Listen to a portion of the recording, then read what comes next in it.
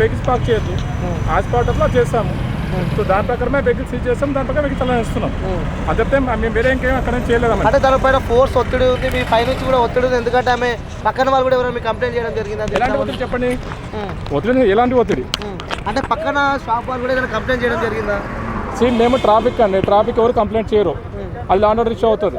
So ఏదైనా గొడవ అయితే లా అండ్ ఆర్డర్ ఇష్యూ అవుతుంది, ట్రాఫిక్ కంప్లైంట్ చేయడానికి లేదు. Even all are illegally occupied, all illegal. ఇప్పుడు మన మీ ఓన్ ప్రాపర్టీ అయితే కంప్లైంట్ చేయడానికి ఉంటుంది. ఇప్పుడు already they are in encroachment and they are in occupied మన illegally, how can they complaint to others? అంటే ఇక్కడ పక్కన కూడా చాలా షాపులు ఉన్నాయి, ముఖ్యంగా కుమారి అంటే షాప్ తీసేయడం కారణం ఏంటంటారు? మేము షాప్ నేను తీసేయలేదు, బండి సీజ్ చేయడం కారణం అంటే బండి ఇక్కడ మాత్రం అక్కడ కనిపించింది, చాలాసేపు వెయిట్ చేస్తుంది. అంటే మెటల్ అనుకోండి ఏదైనా అనుకోండి, అక్కడ వెయిట్ చేస్తున్నారు చాలా రెస్పెక్ట్స్. సో ఆ ఆస్పెక్ట్లో చూడండి, ఎక్కడైతే మనకు మేజర్ ఎఫెక్ట్ ఉంటుందో అది ఫస్ట్ మనకు సీజ్ చేస్తాం. ఇప్పుడు సపోజ్ ఒక సినిమా యాక్టర్ వచ్చారనుకోండి, సినిమా యాక్టర్ వెళ్ళిపోతే పబ్లిక్ అంతా జీరో అవుతుంది. ఆ పార్టీలో తప్పితే అక్కడ వేరే ఉద్దేశం ఏం లేదు. చూడండి, కేసు మా దగ్గర పెట్టరు, మాది ట్రాఫిక్ అండి, ట్రాఫిక్లో కేసు ఏం పెట్టరు. మేము ట్రాఫిక్ కేసు ఏం తీసుకుని ఓన్లీ వైలేషన్ ట్రాఫిక్ వైలేషన్స్. అంటే దానికి ముందు చెప్పడం జరిగిందా ఇలా మేము సీజ్ చేయబోతున్నాం అని చెప్పి కూడా ముందు ఎప్పుడు సీజ్ చెప్పరండి, ఎందుకంటే ఇప్పుడు మేము ట్రాఫిక్ వైలేషన్ చేసేటప్పుడు మా వెహికల్స్ ఆపుతాం, ముందు ఇన్ఫార్మ్ చేయం కదా. ఇప్పుడు మేము వెహికల్ ఆపామనుకోండి, ఆల్ డాక్యుమెంట్స్ అడుగుతాం. ఇప్పుడు అన్నసరి ఇప్పుడు అన్ని పార్క్ చేసి ఇవన్నీ చలానేస్తాం, ముందు ఇన్ఫార్మ్ చేయము. ఆల్రెడీ ఇక్కడ బోర్డు ఉంది, నో పార్కింగ్ బోర్డు చూడండి. మీరు అన్నట్టు అతను చూడండి, ముందు రోజే నేను 1000 రూపాయలు చలానేసాను.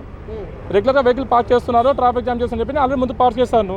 మీరు బిఫోర్ నిన్న మొన్న చేశాను ఆల్రెడీ, అయినా కానీ వాళ్ళు వినాలి కదా మరి. సో కాబట్టి అది నేను ఫస్ట్ మీరు అన్నట్టు ఇన్ఫర్మేషన్ అనేది ఇన్ఫర్మేషన్ ఇవ్వమండి. ఎప్పుడు కూడా ఇన్ఫర్మేషన్ అనేది ఎవరైతే వెహికల్ డ్రైవ్ చేస్తారో వాళ్ళు తెలిసి ఉండాలి. ఎప్పుడైతే మీరు డ్రైవింగ్ లైసెన్స్ తీసుకుంటారో ఎక్కడ పార్క్ చేయాలి, ఎక్కడ చేయొద్దు, అవన్నీ ఆన్లైన్ ఎగ్జామ్ ఉంటుంది, అని తెలుసుకోవాలి.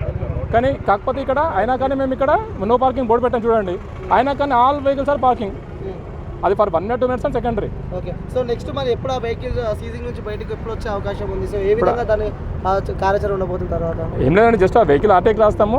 యాజ్ పర్ ఇంకోటి కొంచెం మోడిఫికేషన్ లాగా ఉంది వెహికల్ కూడా. అంటే ఏదైతే వెహికల్ మనకు షోరూమ్స్ వస్తుందో అది కాకుండా మోడిఫికేషన్ దగ్గర పర్మిషన్ తీసుకోవాలి. అది మేము ఆర్టీలో క్లారిఫై చేసుకుని వెహికల్ ఇచ్చేస్తాం, అదేం ప్రాబ్లం లేదు.